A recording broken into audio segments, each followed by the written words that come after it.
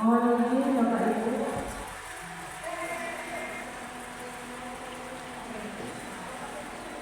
Assalamualaikum warahmatullahi wabarakatuh.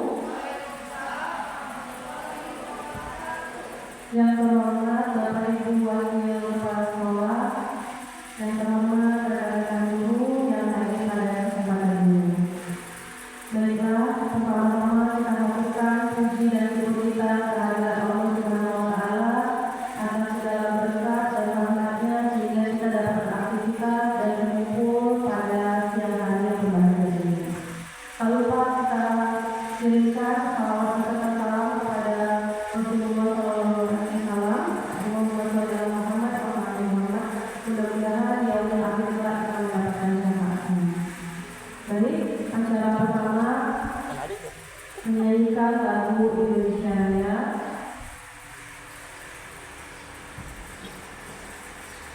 Hadirin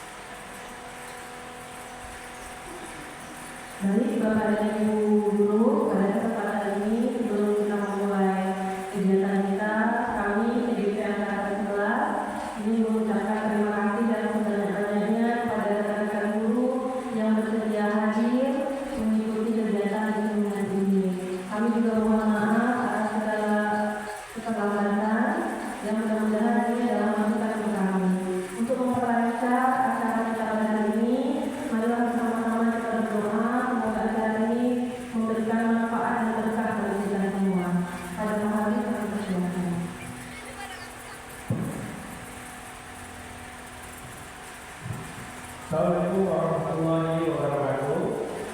Selamat siang dan salam sejahtera untuk kita semuanya, Bapak Ibu yang saya hormati. Untuk mengawali kegiatan kita pada siang hari ini, mari bersama-sama kita menundukkan kepala, memohon rahmat, keridhaan serta karunia dari Tuhan yang Maha Esa menurut agama dan kepercayaan kita masing-masing. Untuk Bapak Ibu yang Muslim, saya memohon izin untuk dapat memandu doa pada siang hari ini. Astaghfirullahaladzim, astaghfirullahaladzim, astaghfirullahaladzim, Al-Fatihah.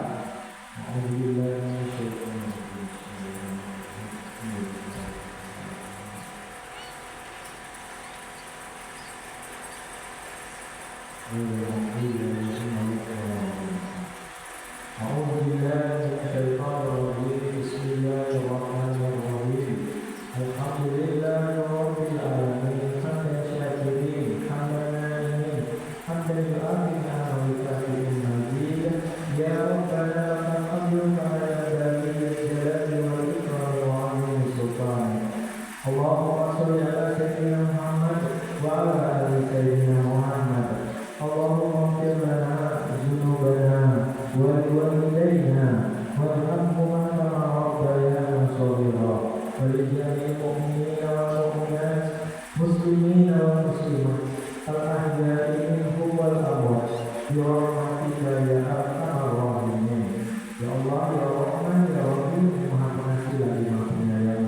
Jadikanlah kegiatan kami pada siang hari ini, ya Allah, menjadi kegiatan yang memperjuangkan agama-Mu, ya Allah, menjadi kegiatan untuk menambah wawasan dan pengetahuan kami, ya Allah, menjadi kegiatan yang Engkau ridhoi, Engkau rahmati, dan Engkau berikan kemudahan di dalamnya.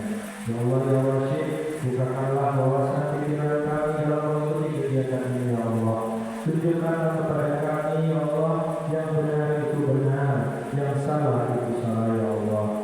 Dan jadikanlah kegiatan ini, ya Allah, sebagai tumpuan kami untuk semakin kuat dalam melaksanakan tugas-tugas kami sebagai guru, ya Allah, dalam melaksanakan tugas-tugas kami dalam mempersiapkan generasi bangsa Indonesia ini ke depannya, ya Allah, di tengah hiruk-pikuk yang tidak menentu seperti saat ini, ya Allah. Ya Allah, berikanlah kemudahan kepada kami, ringankanlah langkah-langkah kami, jauhkanlah kami dari kejahatan makhluk-makhluk-Mu, dan jauhkanlah kami dari segala mara bahaya yang mengancam.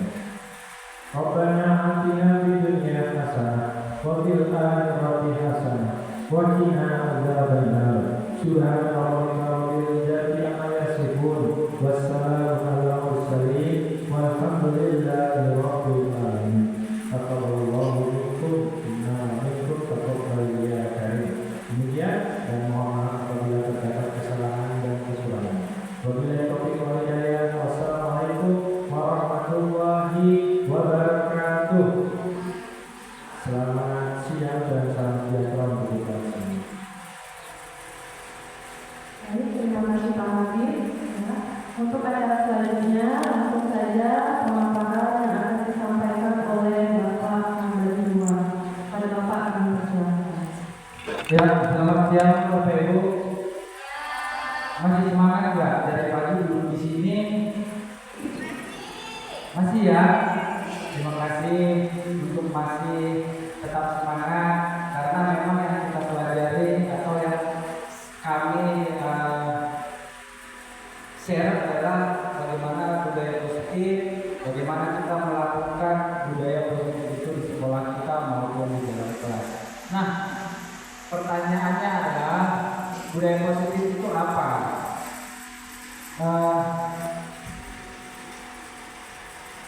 Ada latar belakang budaya positif ini sesuai dengan filosofi dari Ki Hajar Dewantara yang mengumpamakan sekolah sebagai ladang tempat persemaian bibit. Agar bibit bisa berkembang secara maksimal, maka petani dapat memperbaiki kondisi tanah, memelihara bibit tanaman, memberi pupuk dan air, membasmi ulat-ulat atau jamur-jamur yang mengganggu hidup tanaman dan lain sebagainya. Begitu juga kita sebagai pendidik di sekolah, Bapak Ibu,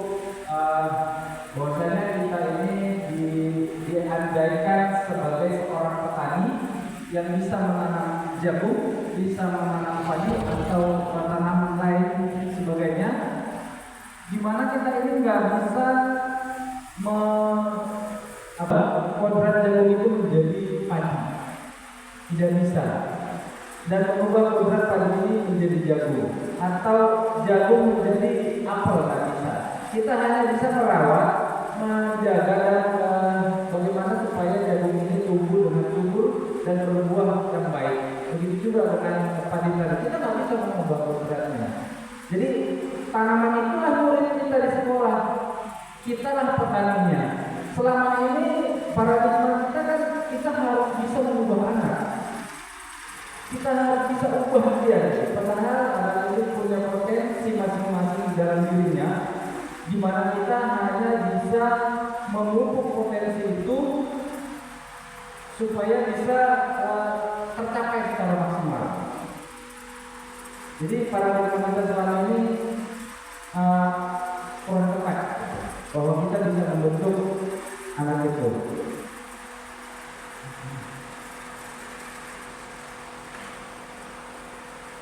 Oke, konsep inti budaya positif ada 6 disiplin positif dan nilai-nilai kebijakan. Teori motivasi, hukuman dan penghargaan. 5 posisi kontrol guru, kemudian spesifikasi restitusi, 5 kebutuhan dasar manusia, keyakinan kelas. Nah, yang mau saya bahas di sini ada yang 3, oke? Keyakinan kelas, 5 posisi kontrol, dan segitiga restitusi. Pertanyaannya ada pada itu. Apa itu budaya positif? Ada yang mau bantu saya? Budaya positif itu apa?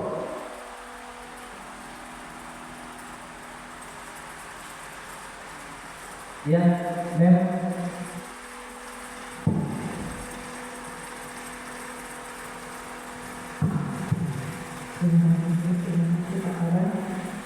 Nilai positif kalau menurut saya adalah nilai-nilai baik yang diterapkan di suatu lingkungan, dalam hal ini adalah di sekolah. Nilai-nilai baik yang diterapkan di suatu lingkungan, ya, Mem. Ya, terima kasih, Mem. Ada lagi yang bisa? Baik. Nah, apakah di sekolah kita sudah tercipta budaya positif? Ada nilai-nilai baik yang sudah kita jalankan di sekolah kita? Ada ya? Pasti ada. Tidak mungkin tidak ada. Nah, budaya positif adalah kebiasaan-kebiasaan di sekolah yang berpihak pada murid. Hal ini dilakukan agar murid dapat berkembang menjadi pribadi yang kritis dan dilatih untuk bertanggung jawab. Nah, yang memiliki kata-kata tadi betul ya, kebiasaan-kebiasaan baik yang dilakukan di sekolah agar murid berkembang. Jadi seperti tadi filosofi hewan dan dewasa itu, kita hanya bisa menjadi perawat dan pemupuk seperti tumbuhan tadi. Bagaimana supaya anak itu juga berkembang sebagaimana mestinya. Dan kemudian budaya positif di lingkungan sekolah. Di sekolah kita sudah ada 5S ya. Sudah ada 5S, senyum, sapa, salam, sopan, dan manapun. Kemudian melaksanakan kegiatan keagamaan yang sudah lakukan, membangun keyakinan dan kesepakatan kelas, itu juga sudah kita lakukan. Kemudian di Jumat ada gotong royong, menghargai keberagaman dan toleransi.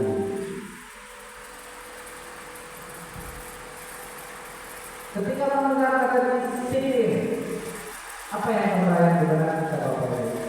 Kalau saya dulu sekolah, kalau dikatakan disiplin ini, kalau saya langgar apa ya?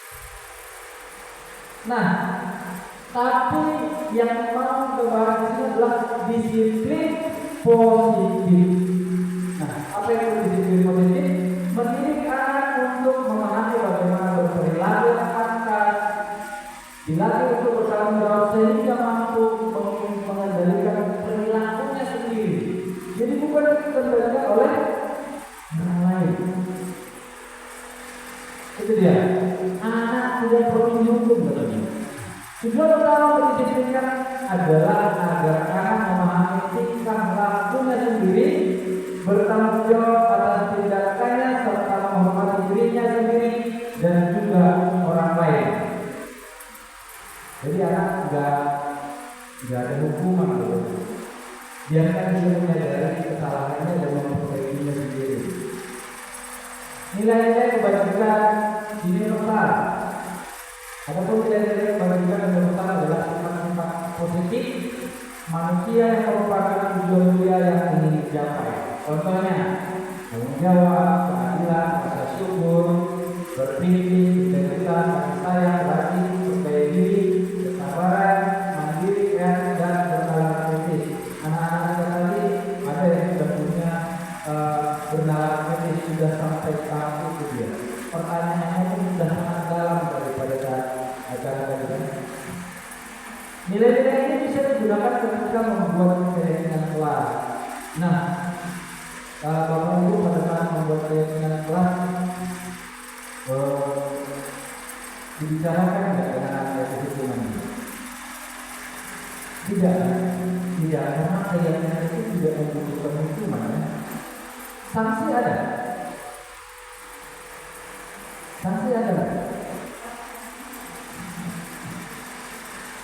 Gak ada hukum, gak ada sanksi kan? Oke, baik.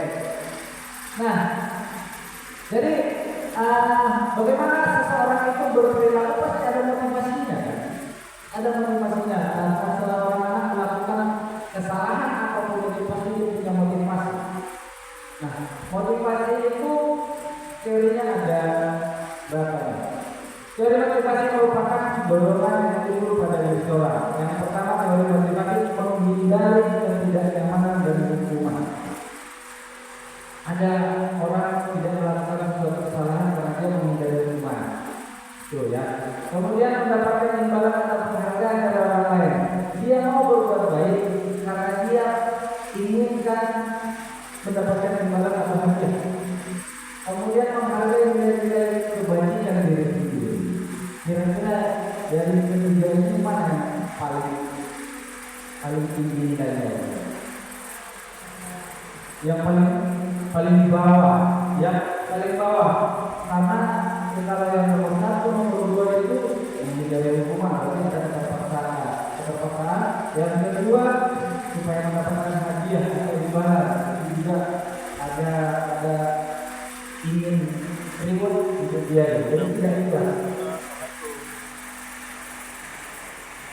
Nah, karena tidak ingin ditegur oleh guru atau kepala sekolah, karena ingin mendapatkan pujian atau penghargaan, inilah contohnya saja untuk nomor 1, nomor 2, nomor 3. Karena ingin menghargai waktu, menghargai diri sendiri sebagai teladan, dan motivasi internal inilah yang harus menjadi tujuan dari disiplin positif. Jadi memang sangat kita harapkan disiplin itu datang dari diri sendiri, dari anak itu, agar disiplin itu tidak melulu hanya karena dapat imbalan atau menghindari hukuman. Nah ini dia yang video tadi, karena ini mendapatkan pujian atau penghargaan untuk motivasinya eksternal. Karena tidak ingin ditegur oleh guru atau kepala sekolah, motivasinya juga eksternal, datang dari luar. Karena ingin menghargai waktu, menghargai diri sebagai teladan, itu motivasinya internal. Nah, motivasi internal ini yang mau kita pupuk, yang mau kita bangun di dalam diri anak, di dalam kelas. Jadi pada saat dia melakukan pelanggaran, nanti dia menyadari sendiri dan dia akan melakukan. Karena dia sudah sadar sendiri bahwa itu salah, dia paham itu salah. Ini tadi ada hukuman. Kalau tadi saya bilang ada sanksi, jadi hukuman dan konsekuensi, perbedaannya apa? Kira-kira apa?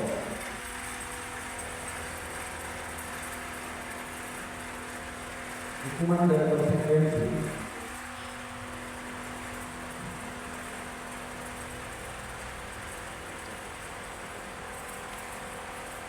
Saya kasih dulu sedikit. Kalau hukuman itu biasanya dia menghindar dari hukuman. Tapi konsekuensi itu apakah sudah tentu menyakiti? Belum tentu ya.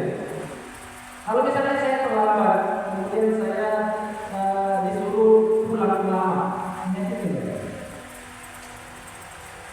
Tidak ya. Tapi ini bisa ada konsekuensi. Bisa ya, bisa. Coba kita lihat. Menurut mereka sederhananya adalah hukuman itu bersifat langsung ketika melakukan kesalahan, guru langsung memberikan hukuman. Jadi hukuman itu pengertiannya itu bisa menyakiti, bisa mempermalukan. Kalau saya dulu menghukum anak, bisa saya cubit, bisa saya suruh beli di lapangan, atau saya suruh berdiri di depan tiang bendera pada saat panas. Itu kan menyakitkan Bapak Ibu. Itulah hukuman. Nah, kalau konsekuensi, sedangkan konsekuensi itu adalah adanya stimulus dan respon. Misalnya kalau anak datang terlambat, maka anak tersebut harus menulis pembukaan Undang-Undang Dasar 45. Itu kan sudah menyakitkan ya.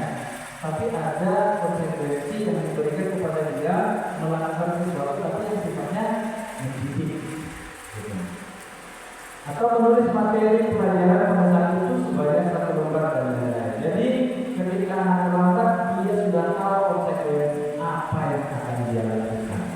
Jadi itu perbedaan hukuman dan konsekuensi.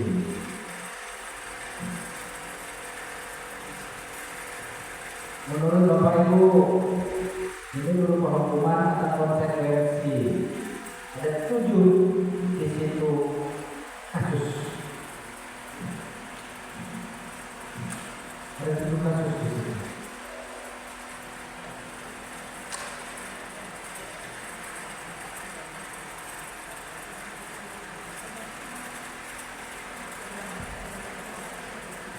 Nomor 1 siapa yang menjawab? Kata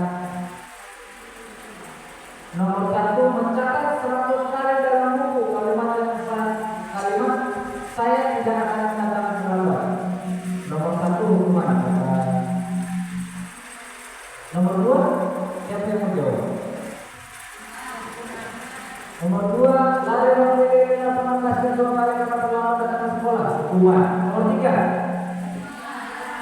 hukuman murid diminta push-up 10 kali. Nomor 4, menggantikan kertas tugas teman yang telah dilakukan. Konsekuensi. Nomor 5, membersihkan tumpahan air di meja. Konsekuensi. Murid disuruh untuk tidak menggunakan sepatu seharian. Misalnya yang terlambat atau salah sepatunya itu. Hukuman ya? Hukuman. Yang ketujuh, lari mengelilingi lapangan bola karena terlambat 10 menit. Konsekuensi, kita lihat cukup. Lari mencatat 100 kali, hukuman. Lari mengelilingi lapangan basket 2 kali karena terlambat, hukuman. Murid diminta push-up 10 kali karena tidak piket, hukuman. Menggantikan kertas tugas teman yang telah dilakukan, konsekuensi. Membersihkan tumpahan air di meja, konsekuensi. Murid disuruh untuk tidak menggunakan sepatu seharian di sekolah, konsekuensi. Lari mengelilingi lapangan bola karena terlambat, konsekuensi. Jadi itu semua ya. Jadi sudah bisa kita bedakan mana hukuman, mana konsekuensi.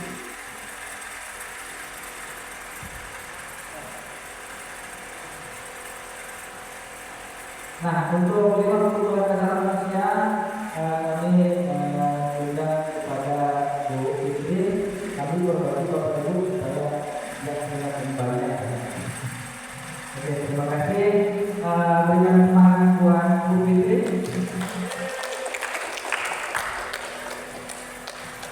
Terima kasih kepada Pak Herman. Masih semangat Ibu.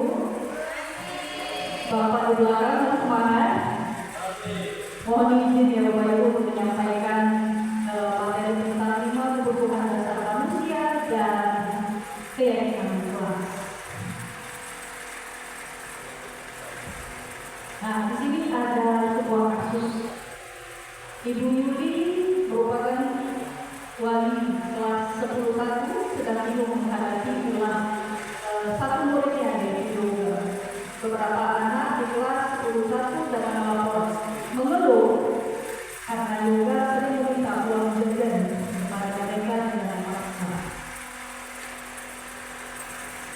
Jika Bapak Ibu berada di posisi Ibu Yuli, apa yang akan Bapak Ibu lakukan?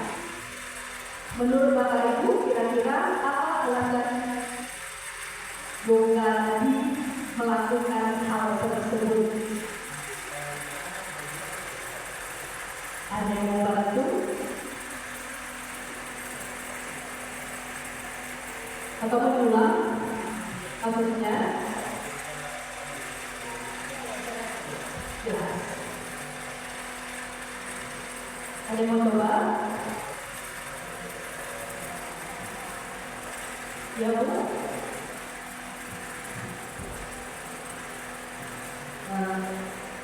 Kalau saya sih mencoba untuk mendekati yoga, pertama mungkin saya dengarkan yoga itu bisa dalam yoga. Kemudian yoga hari seperti loncat bergerak. Kemudian mungkin ada yoga dari rumah bawa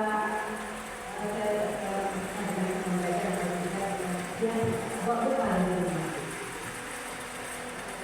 Kamu kok mungkin dari pertanyaan saya jawab tadi gimana kalau tidak seperti itu, kalau yang kita masuk, nah kalau kita jawab kalau dari rumah dia belajar bahwa orangnya yang kenapa meminta dia kembali karena dia atau dia Oke, kembali lagi. Terima kasih Bu Yeni. Jadi ya ditanya dulu sama si Yoga tinggal dengan siapa di rumah, kemudian dapat jajan dia, bawa bekal dia, merokok dia, itu mungkin yang akan kita tanyakan. Kemudian menurut Bapak Ibu kira-kira alasan Yoga melakukan hal tersebut kenapa? Ya, bisa jadi karena merokok ya Bu ya, atau memang tak dikasih uang jajan ya Bu, tak bawa bekal, macam-macam kita lihat. Kebutuhan dasar manusia. Setiap tindakan manusia itu punya dasar, punya tujuan. Ketika seorang murid melakukan perbuatan nilai kebajikan atau melanggar peraturan, hal itu sebenarnya dilakukan karena mereka gagal memenuhi kebutuhan dasar hidup mereka. Ada 5 dasar kebutuhan hidup manusia. Yang pertama itu adalah bertahan hidup. Jadi Bapak Ibu, yang dilakukan yoga tadi adalah untuk bertahan hidup. Mungkin dia tidak diberikan jajan yang cukup oleh keluarga atau memang tidak membawa bekal. Kemudian ada penguasaan. Di sisi penguasaan ini, seorang manusia itu butuh diakui terhadap apa yang dia mampu. Yang ketiga, rasa kasih sayang dan rasa terima. Jadi manusia itu butuh dicintai, butuh disayangi, butuh dianggap ada di lingkungan keluarga.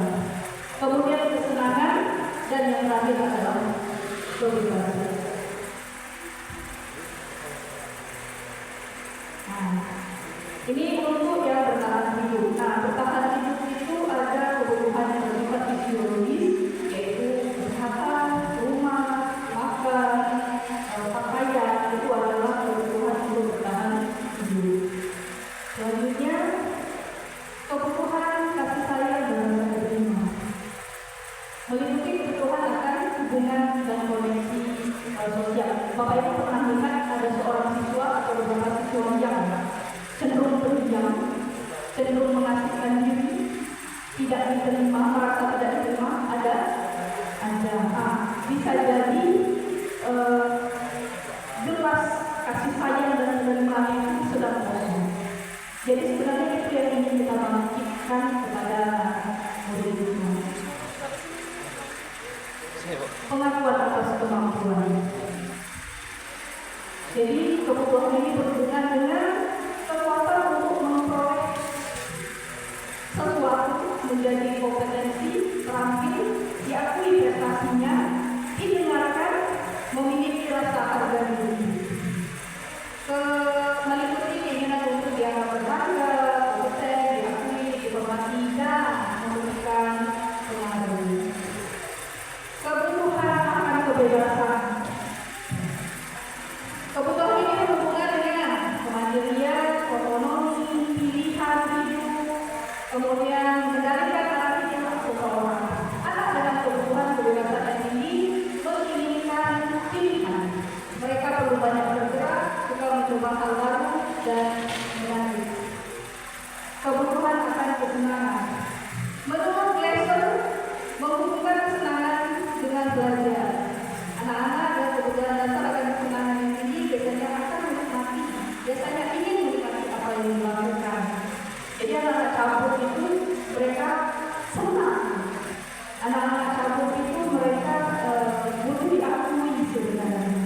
Mereka ada di sekolah, mereka ada loh. Jadi mereka butuh pengakuan. Karena kita tidak mengakui, makanya mereka membuat kesalahan. Keyakinan kelas. Bapak Ibu pasti kita membuat keyakinan kelas kan? Karena kita baru masuk ke semester baru.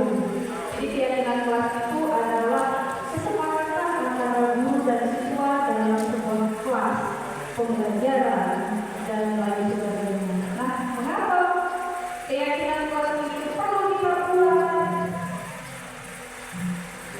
Apakah perbedaan keyakinan dan peraturan? Apakah berbeda, Bapak Ibu? Beda. Kalau peraturan itu,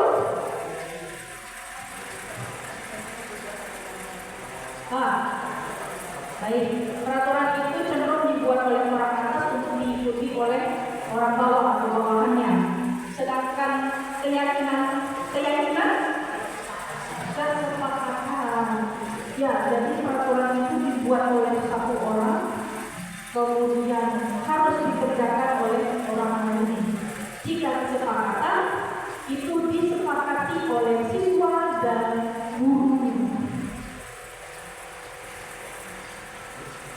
Nah, kenapa kita butuh kesepakatan? Karena kesepakatan itu yang akan menjadi motivasi intrinsik, motivasi yang berasal dari dalam diri sendiri.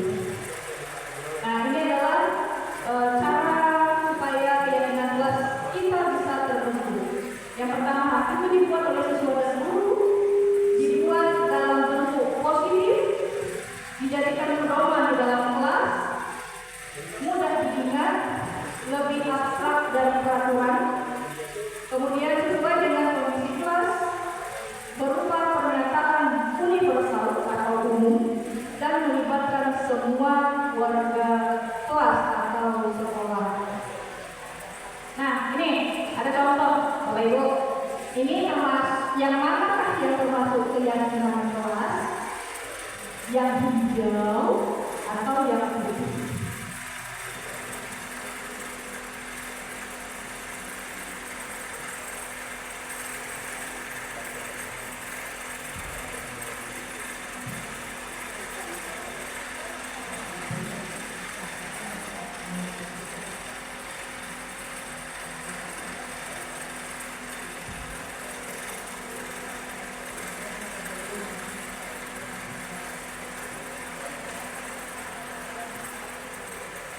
Ada yang mau mencoba?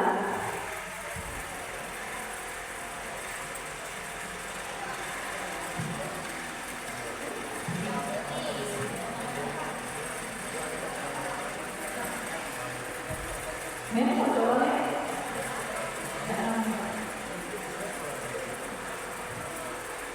Di hijau itu ada kesepakatan datang tepat waktu, mengucapkan salam, menjaga kebersihan sekolah, berdoa sebelum dan sesudah kegiatan, aktif dalam pembelajaran tertib. Sedangkan yang di putih, kesepakatan kelasnya, kami guru dan murid yang saling menyayangi, kami murid yang semangat belajar, kami murid yang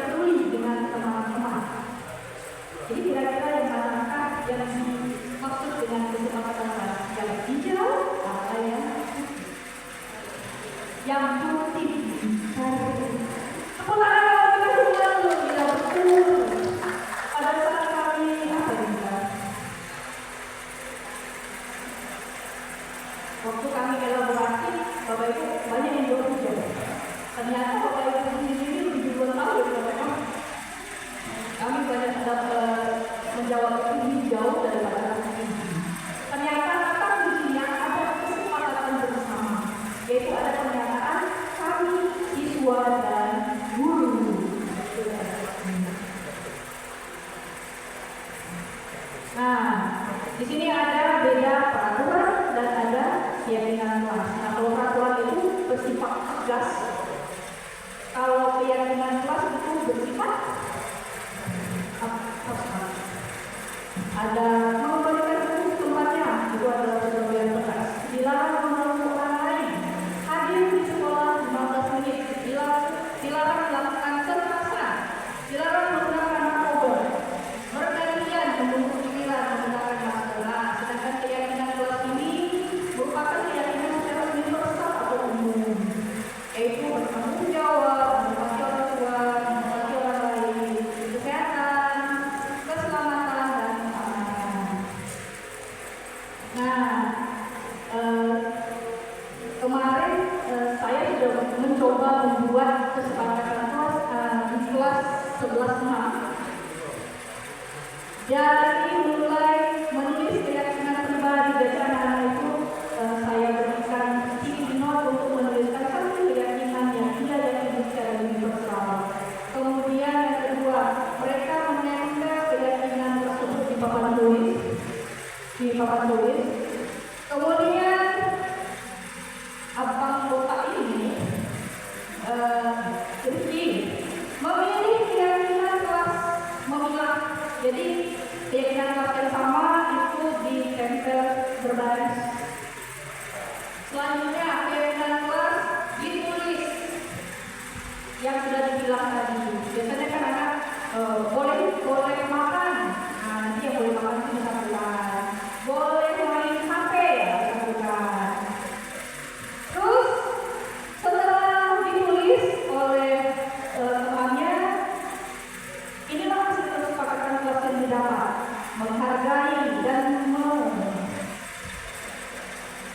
Menghargai dan mendengarkan guru yang sedang mengajar di depan. Itu kata mereka. Kemudian boleh menggunakan HP asal selesai tugas. Kemudian boleh makan permen dan minum di kelas. Kemudian menjaga perkataan dan menghargai teman. Terus tidak mengganggu teman. Yang terakhir, datang tepat waktu. Nah, sudah dapat kesepakatan kelas tersebut, maka dirubah menjadi kalimat positif yang disepakati bersama. Jadi isinya kami saling menghargai, kami akan bijak dalam penggunaan HP. Kemudian kami akan menjaga berkata, kami masuk kelas tepat waktu, kami akan saling menyayangi. Jadi dari kesepakatan ini diubah menjadi kalimat positif yang kemudian disepakati bersama oleh siswa dan guru. Nah, kesimpulannya, setiap tindakan dan perilaku yang kita lakukan di dalam kelas dapat menciptakan sebuah hubungan yang positif. Perilaku warga kelas menjadi sebuah kebiasaan, akhirnya akan membentuk budaya positif di sekolah. Hal pertama yang dilakukan untuk mewujudkan perilaku warga yang positif adalah dengan membuat keyakinan atau prinsip yang kita percayai secara universal atau umum.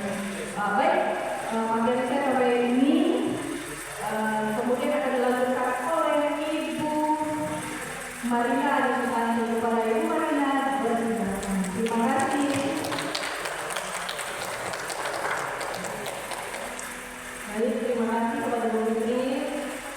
Masih semangat semua?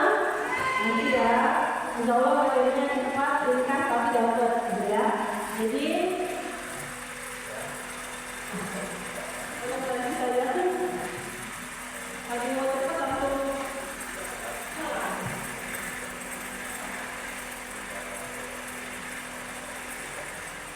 Nah, jadi materi saya ini tentang 5 posisi kontrol guru. Jadi apa sih sebenarnya 5 posisi kontrol guru?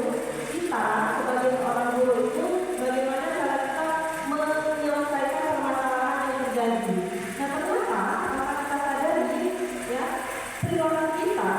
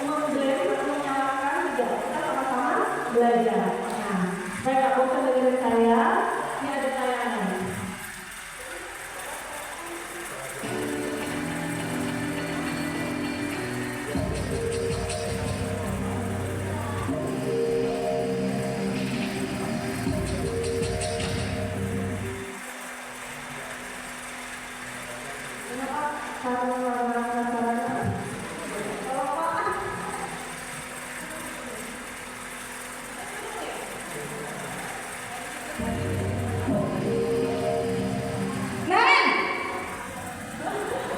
sini kamu. Selamat pagi, Bu. Selalu terlambat. Kamu deh, pasti terlambat. Maaf, Bu.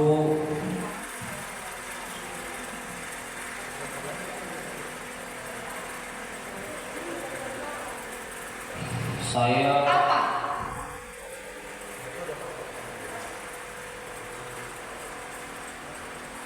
Apa coba?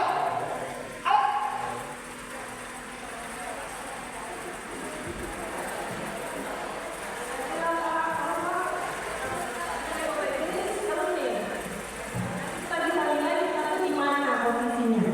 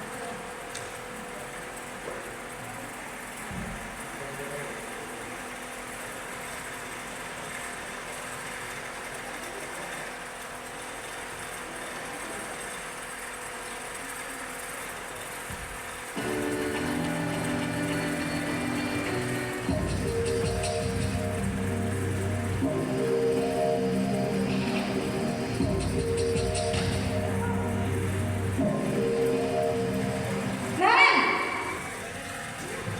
sini kamu. selamat pagi, Bu. Selalu terlambat. Kamu deh, pasti terlambat.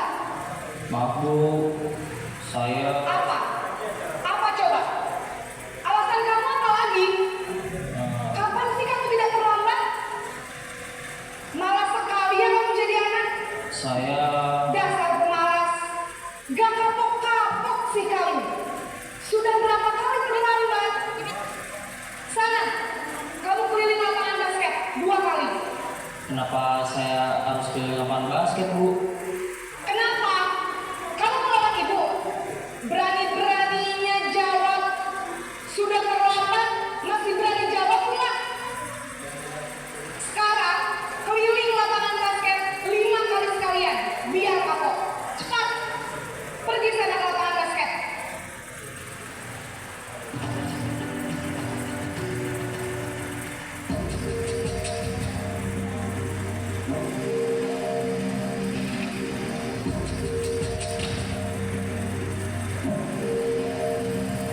Naren,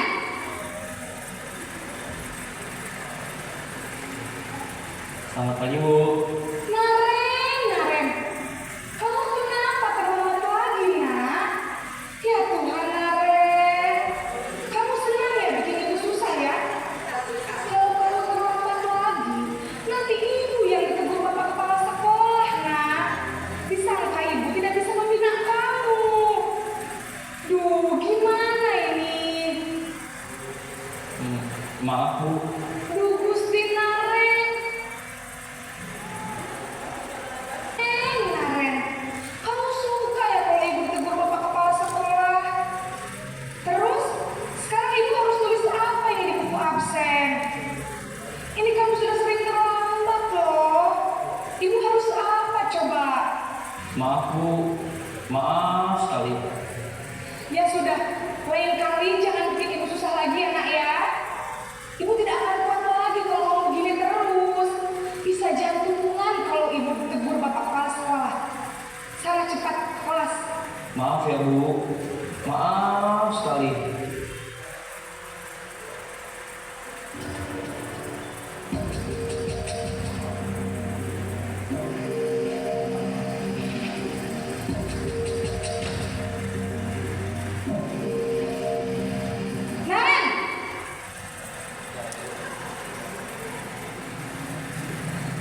Selamat pagi, Bu.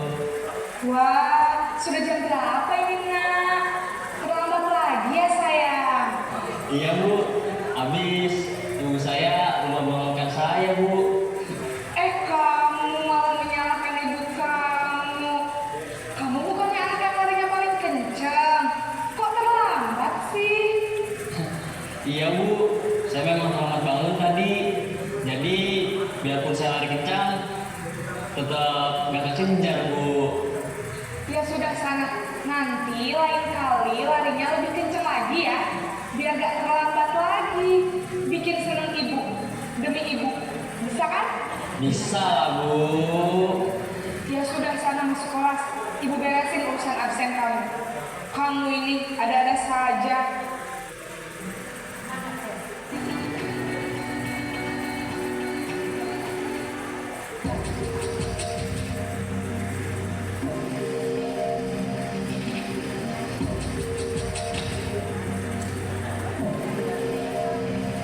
Naren!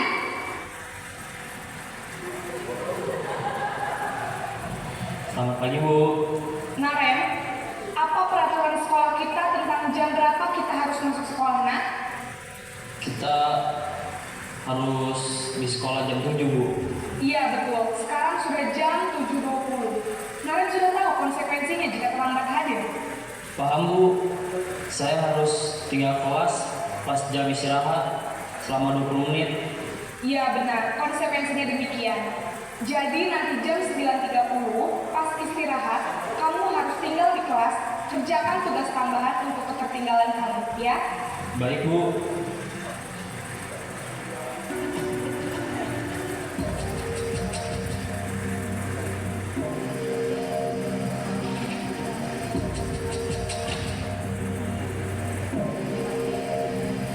Naren!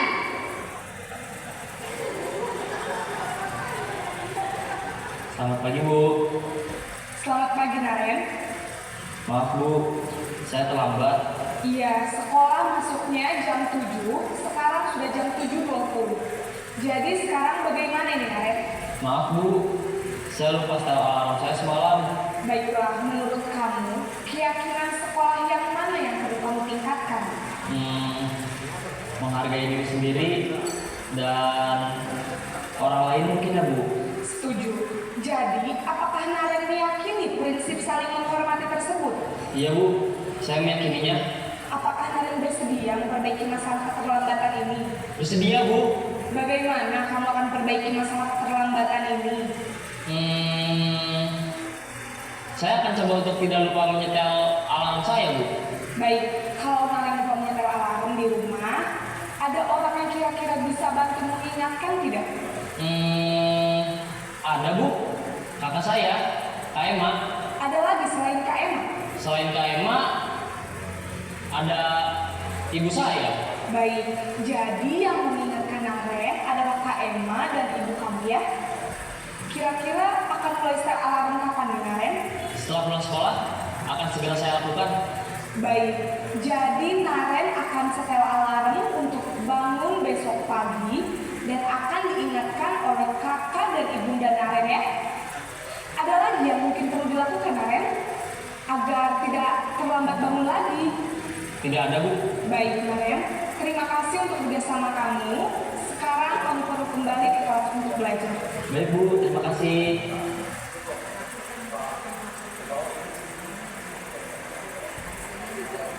Oke, Bu. Sekarang tadi kita tahu-tahu kenapa mungkin, ya bukan mungkin, semua posisi kontrol ini pernah kita lakukan. Ya, semua posisi kontrol kita pernah kita lakukan.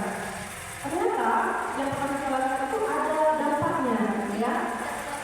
Mungkin kita harus mulai belajar dari sekarang untuk menjadi seorang guru yang memegang posisi manajer.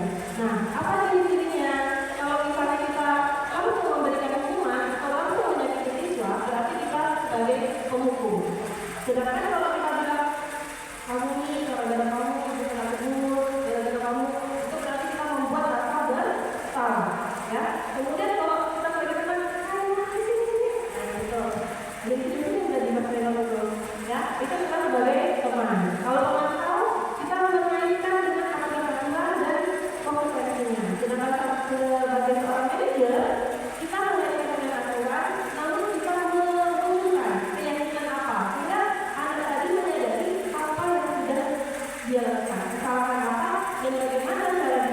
tanggung jawab. Nah ini yang kita hindari ya dampaknya. Kalau misalnya kita terukur, mungkin anak akan marah dendam, ya dendam-dendamannya seperti itu. Kalau kita membakar kepala, anak akan merasa sebagai orang yang paling salah, orang yang tidak berguna, seperti itu. Karena gara-gara saya kemarin tadi, nah seperti itu.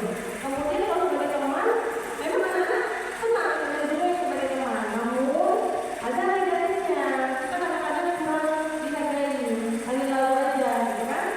Nah sebagai pemantau, ini kita disiplin bagus. Cuma aku gitu ya, yang terbaik adalah sebagai manajer. Jadi selain kita memainkan kesalahan dengan aturan, konsekuensi, kita juga mengajak anak untuk berpikir, wah ini salah nih, gitu. Apa yang harus saya lakukan untuk memperbaiki kesalahan.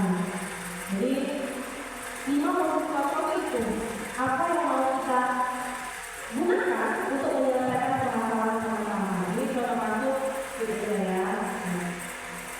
Ini ya. Jadi saya setelah mendengar materi ini saya jadi mikir, bagaimana mungkin kata-kata saya ini menurut anak gitu ya.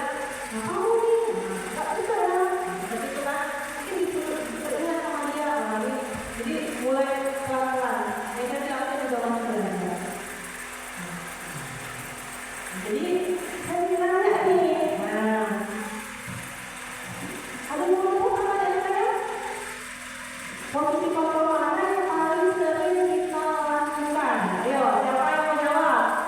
Tadi udah nonton videonya, udah saya kasih penjelasan yang tidak seberapa itu. Jadi, siapa yang mau jawab? Ada yang itu?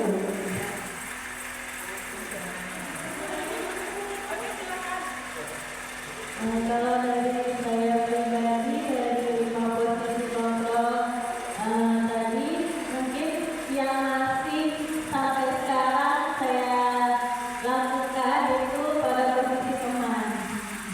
Mungkin dari pembawaan saya juga kepada anak, tetapi memang saya rasakan juga dampaknya. Dampaknya itu sekarang saya kurang dihargai, jadi seolah-olah jadi saya tuh gak bisa marah gitu. Jadi sekarang kalau saya kasih tahu anak, kemudian saya agak tinggi dikit nadanya, mereka tuh langsung kayak beda gitu kan. Oh itu kok gitu, biasanya kayak gitu.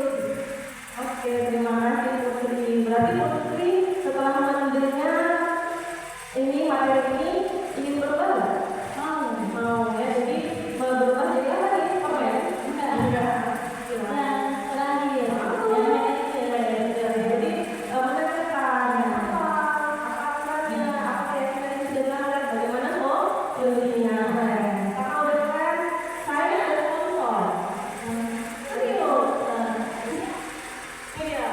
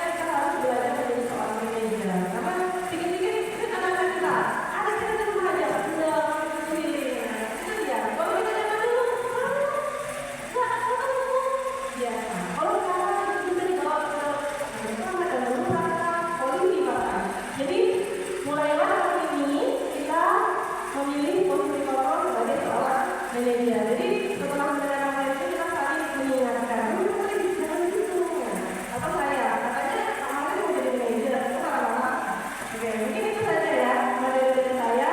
Mudah-mudahan bermanfaat. Saya kembalikan ke Pak Kamu. Ya, semangat. Tepuk pramuka.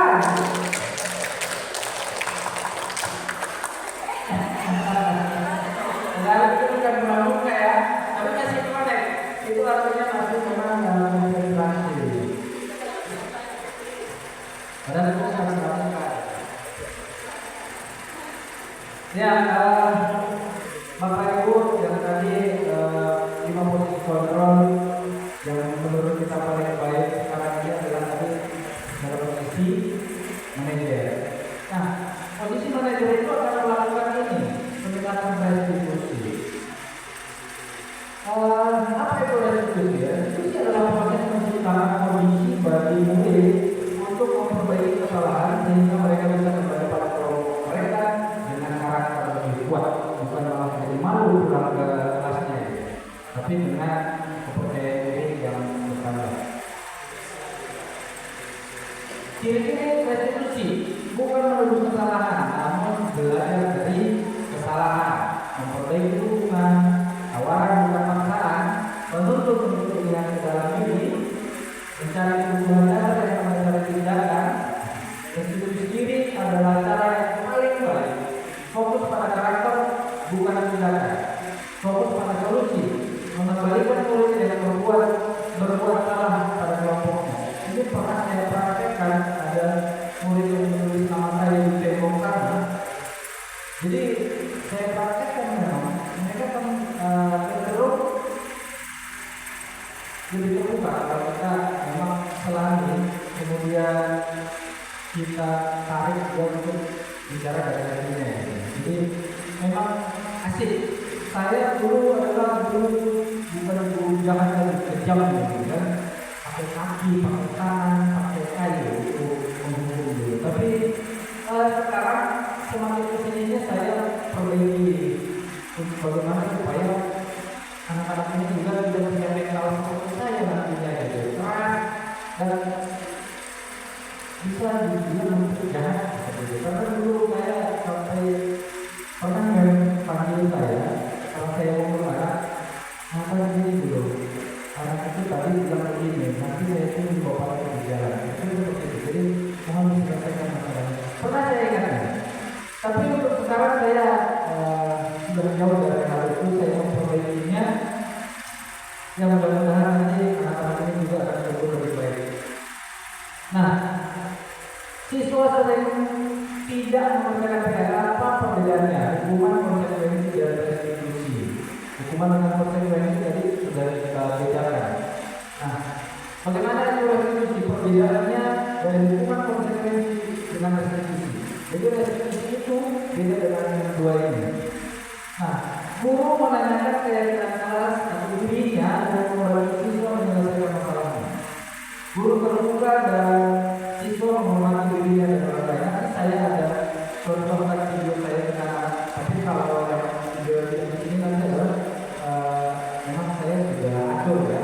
Tapi seperti itulah harapannya.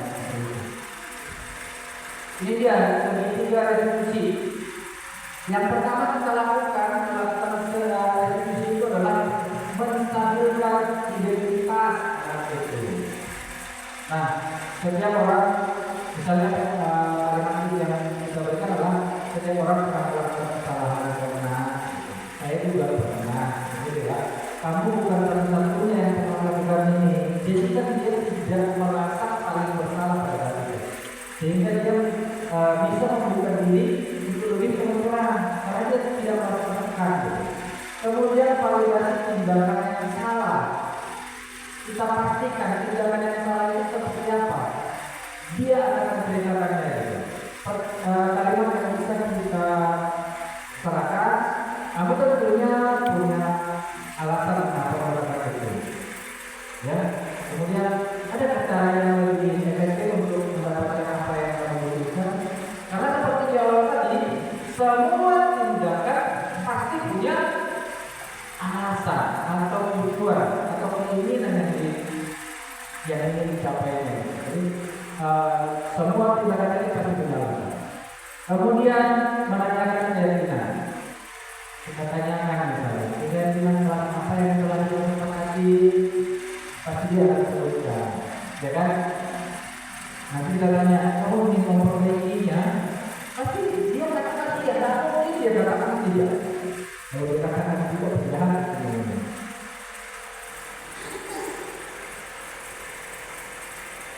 Ya, ini dia contohnya. Coba kita lihat, ini memang saya rancang ya, tapi dia seperti tahapannya.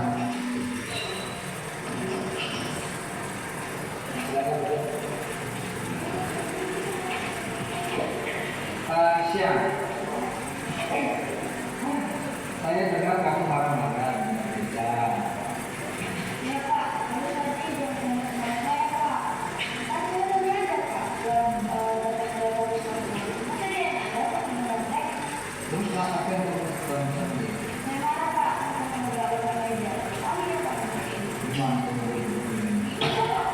Kuat. Kamu belajar ya, mungkin kalau saya di posisi karena saya merasa saya punya waktu tinggal aja ya. Terus menurut kamu nih, keyakinan kelas apa yang kamu tidak sesuai dengan diri?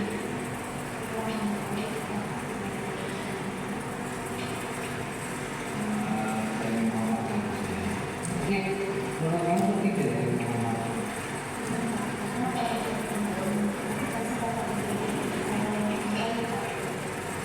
Ya, kalau kamu mendapatkan keyakinan apa yang harus kamu lakukan, kalau kamu senang apa gitu maksudnya?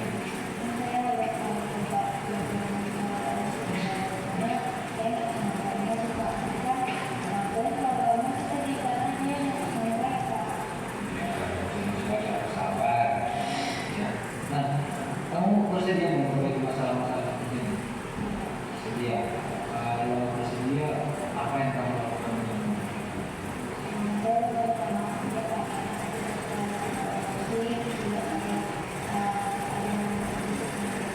Sekarang saya masih sudah ikhlas minta maafnya. Terima kasih kalau begitu. Silakan kembali ke kelasnya yang lebih lagi ya.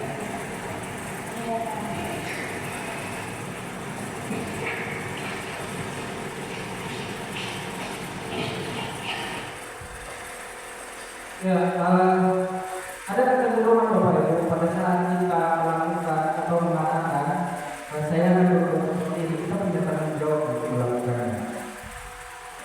Tapi kalau misalnya kamu harus berbuat seperti ini, dia tidak punya tanggung jawab apa di situ, karena berdasarkan perintah. Tapi kalau saya mengatakan saya akan melakukan ini, saya punya tanggung jawab kembali. Baik secara moral dan etika saya harus melakukan itu kan begitu Bapak. Jadi kita di restitusi itu semuanya kita tanyakan berdasarkan keyakinan pribadi dia. Baik kesalahannya apa, dia harus sadar sendiri kesalahannya apa. Bagaimana dia memperbaikinya, dia harus sadar sendiri. Dan apa yang akan dilakukannya ke depan untuk memperbaiki itu, dia harus sadar sendiri. Supaya dia punya rasa tanggung jawab sendiri untuk melakukannya. Sehingga perilaku itu bisa bertahan di dirinya. Kira-kira seperti itu. Jadi tidak ada motivasi lain untuk mendapatkan dia pujian atau apa dia melakukan hal yang baik. Nah, dalam penerapan program disiplin positif, hendaknya kita sebagai guru memiliki standar kepribadian, profesional, dan sosial yang baik. Guru diharapkan mampu merefleksi pada posisi kontrolnya saat ini bagaimana dirinya sebagai seorang among atau posisi manajer yang menuntut murid-murid menjadi insan yang mandiri, merdeka dan bertanggung jawab. Dan dalam penyelesaian masalah hendaknya kita menggunakan segitiga restitusi. Jadi saya juga mau cerita Bapak Ibu, sebulan belakangan ini saya sering mengajar. Saya sebenarnya mau ngadain itu apa namanya kesepakatan sekolah kita yang senyum, sapa, salam, sopan santun itu sudah mereka lakukan. Jadi saya sering di dalam pagi-pagi, saya berdiri, saya tidak panggil, mereka lewatin, gitu. Ada yang lewatin, ada yang salah. Jadi tapi semakin hari semakin banyak yang salah. Semakin hari semakin banyak, nggak pernah saya panggil. Kamu sini salahnya yang dalam. Saya biarin aja lewat. Jadi sebenarnya memang kebiasaan kita aja ya. Dan tapi dari diri. Kalau saya suruh mungkin nggak mau saya. Tapi karena kemauan itu datang dari saya yang lakukan. Itu. Jadi semua itu harus memang dari diri sendiri. Saya bukan diri itu hanya saudara saya ya. Apa namanya?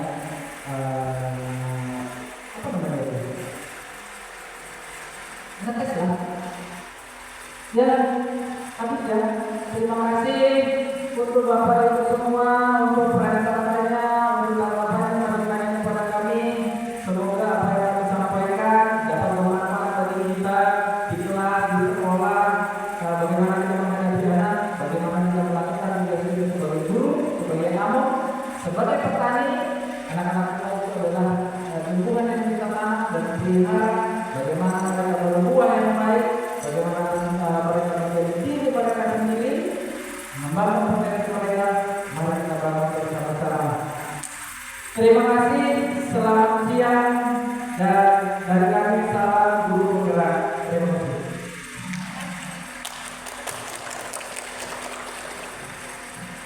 Baik, terima kasih Bu semua yang sudah berkenan mendengarkan pemaparan diskriminasi kami pada hari ini. Mudah-mudahan bermanfaat. Mohon maaf ya terlewat waktunya. Oke ya, kami tutup diskriminasi